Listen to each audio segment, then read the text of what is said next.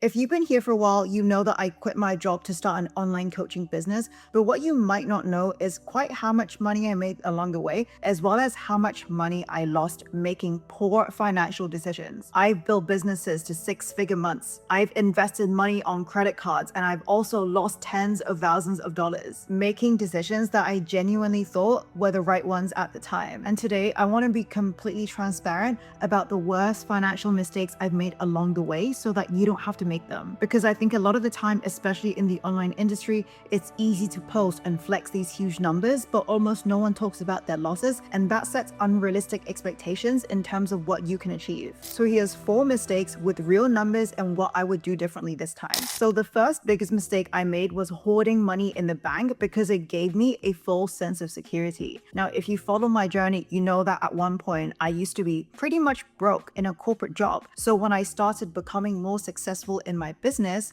I would see the money in my bank account go up every month, and it would give me this sense of relief. Like, wow, I'm no longer broke. But once I started making more money than I ever thought I would in my mid-20s, I ran into another issue. And that was I didn't realize inflation was eating away at my savings every single day. If you don't know what inflation is, it's when the cost of everything around you gets more expensive, like your rent, your nails, your groceries. And so even though you might be getting a salary raise every year, if your cost of living is going up by 5%, but your salary raise is only going up by 3%, you're actually getting a pay cut. So what I would do, since I started to see success in my business, was just save it all in the bank, because I thought, okay, I was building up some nest egg, I was saving money for a rainy day, but then I realized actually I'm losing money every day. Now, if we ask ChatGPT, how much is every $10,000 you have in the bank worth in 5 years' time?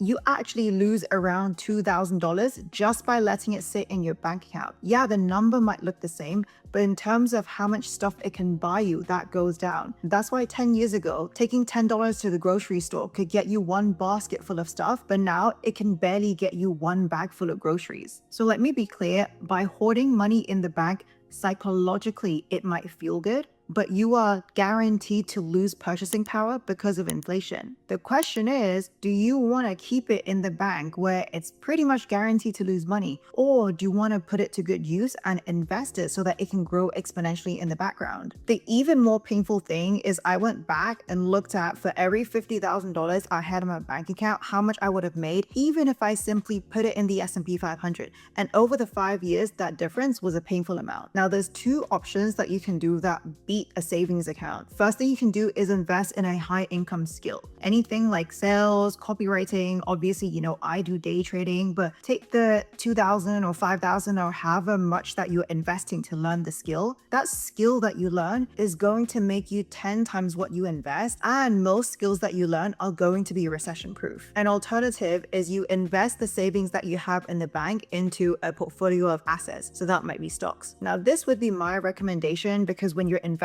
in a high income skill, the money that you make is more compared to if you're just leaving it in the S&P 500, that's going to get you like 10% a year, and you're making money that you can use today instead of just having your money tied up in stocks and then not being able to touch it for another like 20 years down the line. But an alternative, if you don't want to learn anything, don't want to do anything, is to just at least have it invested in the S&P 500 or some sort of index fund. That way, at the very least, you are matching, if not beating, inflation a bit more. Think of it this way, the last thing that you want is that you're working hard, you're saving money, you're being responsible, but then by the time you finally saved up to buy that Chanel bag, it's already gotten more expensive. That's what inflation is. You don't realize it's happening on an everyday basis until one day you wake up and you're like, wait, why did my groceries and petrol just get like 10 times more expensive? The second biggest mistake that I made was hiring a team member for a position that I wasn't even qualified to hire for myself. So earlier on in my business, one of the things that I hated doing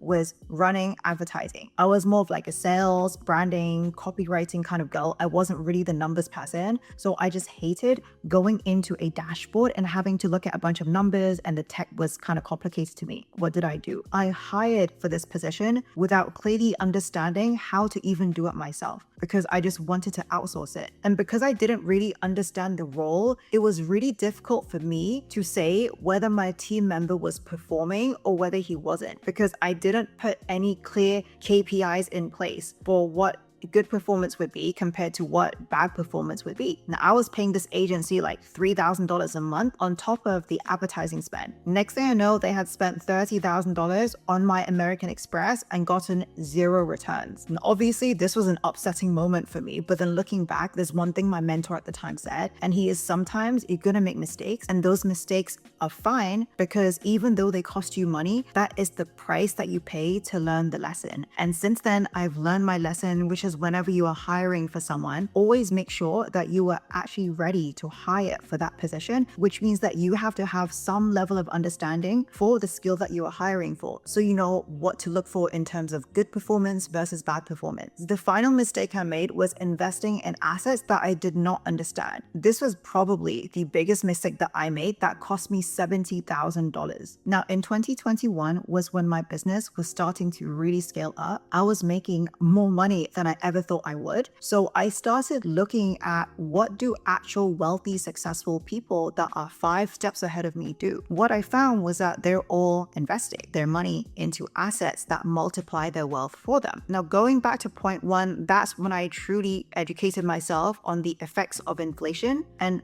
of course, me being an implementer, I wanted to act on it fast. Well, that was the same time as the last crypto bull run. Bearing in mind, at that period of time, I kind of had a close group of friends where they were people from the business mastermind I was in. I trusted them, I looked up to them, and all of them were talking about this one specific crypto project. Every single day, I would log into Facebook where like all my friends from the mastermind were, and they would be posting these crazy screenshots and these P&L numbers about how much their portfolio grew overnight, and they'd be posting how they made like $20,000 overnight, $30,000. Again, these are all people I trusted. At the time, I actually had a pretty solid crypto portfolio. So I put money spread evenly across Bitcoin, Ethereum, Solana, and Cardano, and I gave into greed. I made probably the most basic mistake that any investor could make. I put all of my crypto portfolio 100% into this one project that I didn't understand, all because I saw people I trusted posting screenshots of their wins. Now, long story short, I lost all of it. I basically became the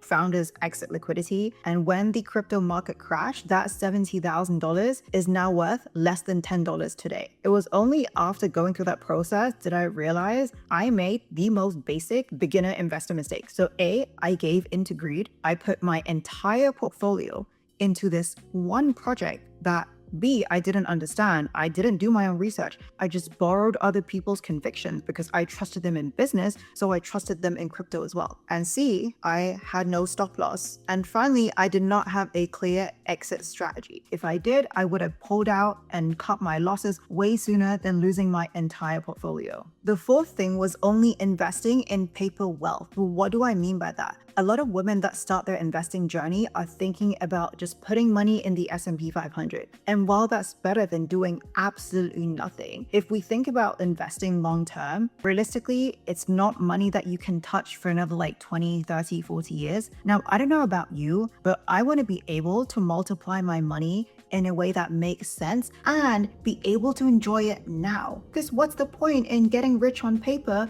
and having your money locked up for 30 years when by the time you actually are rich enough to enjoy experiences, you're not hot? So yes, I started investing once I found out about inflation, but then again, I couldn't even touch the money, and I wanted to improve my lifestyle even more now, not in 30 years. And that's why it's so important to understand the difference between trading and investing. With investing, you are compounding your money over decades and you are truly building wealth. But trading generates liquid profits right now. This is money that you can actually withdraw and use next month or in 6 months that you can pay for your rent, a bigger apartment, your shopping sprees, business class. Now, with the method that I use, day trading, it generates me income now. Now, I'm not going to go through day trading and how that works in this video. You can check the description below if you want to know how I'm making income day trading. But the way you want to look at it is investing is like planting a tree that's going to feed you in 30 years. Trading is like growing vegetables that are going to feed you next month. Now, the true financially free woman has both. But if all you have is the tree that is locked in the ground for decades, your life life is not really changing. And my guess is you're watching this because you want a more luxury lifestyle, you want to be able to treat your friends and family, or go shopping guilt-free, or splurge on experiences here and there. Investing is going to protect against inflation and help you multiply your money, but it's not going to pay for your lifestyle expenses now. So that's 4 mistakes. Hoarding money in the bank because it gave me a false sense of security. Hiring people for a position in my business that I did not yet understand, so I couldn't even tell if someone was doing a good job versus a bad job until it was too late. Investing in things that I had no understanding in, all because I gave into greed. And only investing in long-term assets that I was unable to use to improve my quality of life today. None of what I shared with you is things that I'm proud of, but they're all true and they're all things that could have been avoided. Now, the information that you needed to avoid these mistakes exists. It's just not taught in school, and most people who grew up in money knowing these things don't exactly share it online. That's why I make these videos, so that you can learn from my mistakes after going from leaving a 9-to-5 job to building an online business. So subscribe if you want to keep learning, because every week I post the real behind the scenes on what it's like to build true financial freedom for women and not just the Instagram version. And if you want to know more about how you can generate a second income stream from day trading and actually use the profits to pay for your day-to-day life now instead of in like 40 years, then make sure you check the link in the description. I'll see you next time.